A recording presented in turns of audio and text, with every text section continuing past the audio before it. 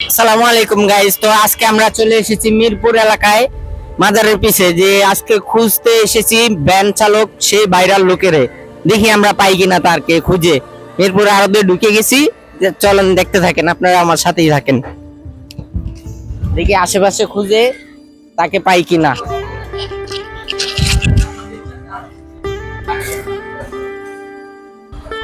তো অবশেষে আমরা খুঁজতে খুঁজতে তাদেরকে পেয়ে গেলাম। দেখি যে ওনারা মোবাইল টিপাটিপি করতেছে, সেই ভাইরাল লোকের কাছে আসলাম। এনে দেখি তিনজনেই আছে। আসসালামু আলাইকুম। ওয়ালাইকুম আসসালাম। আমরা অবশেষে পেয়ে গেলাম যে সেই ভাইরাল লোক, যে বিভিন্ন জায়গায় ভ্যান চালায় এবং কি সে অনেক ভাইরাল। তিনজনই আছে, তাদের সাথে একটু কথা বলবো আমরা। তো কি অবস্থা আপনি গো? আলহামদুলিল্লাহ ভালো আছি, আপনারা ভালো আছেন তো? আলহামদুলিল্লাহ আমরা ভালো আছি। তো আপনারা যে এত সুন্দর ভ্যান চালান বা এত সুন্দর একটা গাড়ির ভিডিও অনেক মানুষ দেখেছে, তো আপনাদের অনুভূতিটা কি? আমাদের তো অনেক ভালো লাগছে ভিডিওটা দেখার কারণে, আমরা অনেক ভালো লাগছে। বিষয়টা হলো আপনারা অনেক দূর থেকে আমাদেরকে খুঁজে আইলেন মিরপুরে, আমরা তো আপনাদের কাছে কৃতজ্ঞ।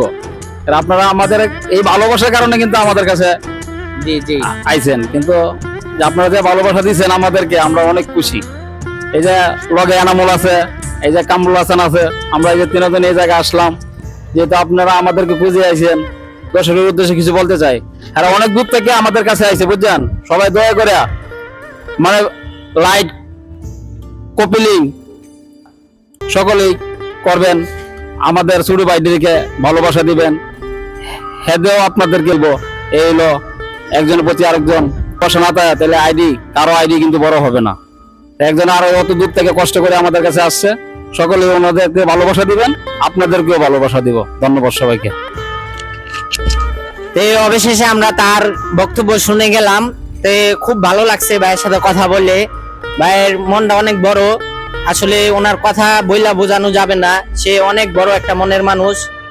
তো ভাইয়ের সাপোর্ট করবেন সবাই। ভাইয়ের একটা পেজ আছে, নাম এমডি আনোয়ার। ভাইয়ের পেজটা সবাই ফলো দিয়ে দিবেন।